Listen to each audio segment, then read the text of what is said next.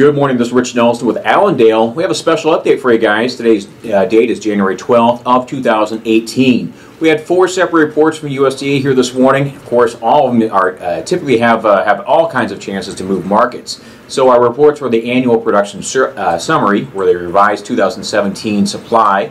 Over on the quarterly grain stocks, they give us an update on how much is left over as of December 1.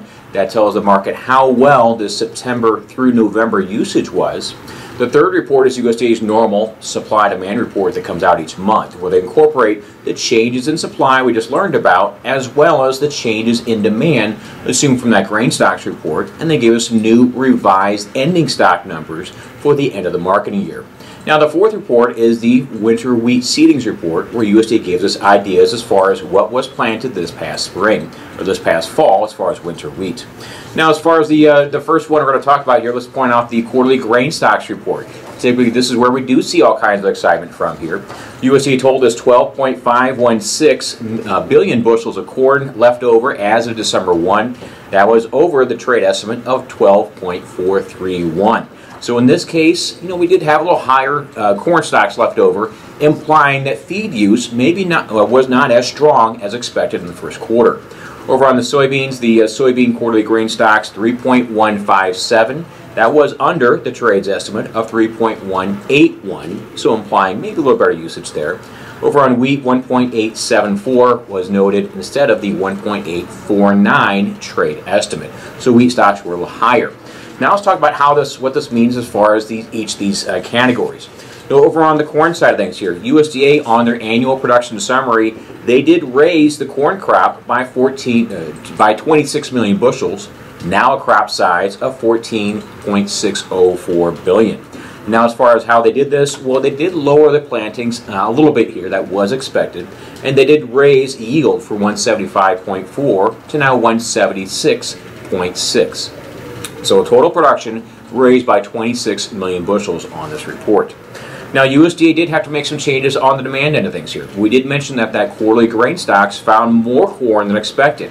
That means that we probably had less feed use, and USDA did reflect that here on today's report. They dropped feed use by about 25 million bushels. Now, they offset with a minor 10 million bushel increase for other industrial.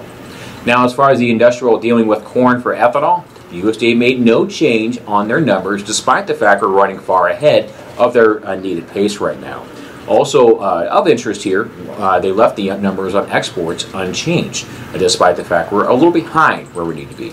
So the USDA's numbers on corn stocks, 2.437 billion bushels last month, now 2.477. The trade was expecting a small decrease. Over on the world side of things here, USDA actually didn't touch too much on the balance sheet at all. In fact, the only change for production, they raised the FSU 12 countries, those former Soviet Union states, they lowered them by 0.5 bushels, a million tons. So as far as today's report on corn, neutral for the most part, maybe a little bearish, but they kicked the can on a lot of categories which people suggested probably need to be touched. Certainly corn for ethanol as well as exports.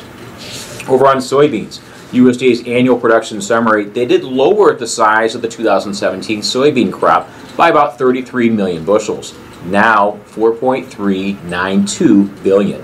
So a lower soybean crop size, and they were actually quite a bit active with their numbers as far as the demand changes. As far as crush, they increased by about 10 million bushels. That was seen positive because we're actually running a little behind where we should be as far as crush.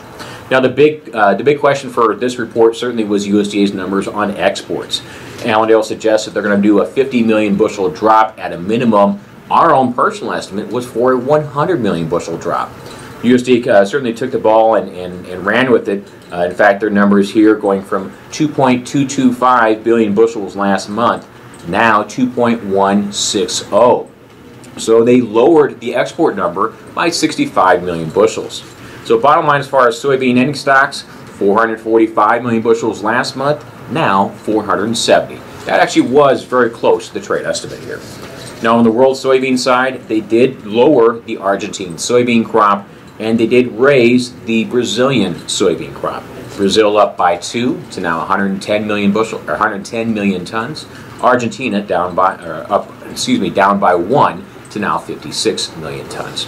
So the soybean numbers as a whole, USDA probably has a little more room on the soybean export side to drop it in the next few months, and they probably will be active with these declines, but certainly for today's report, nothing dramatically bearish on the numbers as it stands.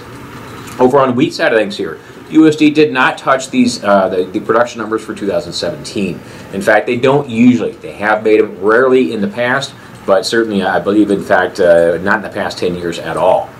Now, with this in mind, USDA made some minor changes here. Imports up by 5 million bushels. No change as far as wheat for food. Some minor declines for food and the feed seed category, and no change for exports. So as far as wheat ending stocks, going from 960 million bushels to now 989. That was a little higher than what the trade was expecting. So numbers as far as the balance sheet on the U.S. side, maybe a little bearish for wheat.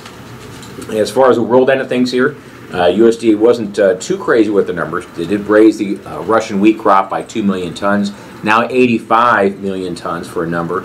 Nothing big and dramatic as far as that goes. That was when the trade discussion point here. Now the last report here is going to be interesting here for us. That winter wheat seedings report. How much wheat was planted this past fall. The trade was expecting a number down to 31.3 million acres. In fact, that would have been quite a bit off last year's 32.7. So we were expecting a 1.4 million acre drop in terms of the average trade guess.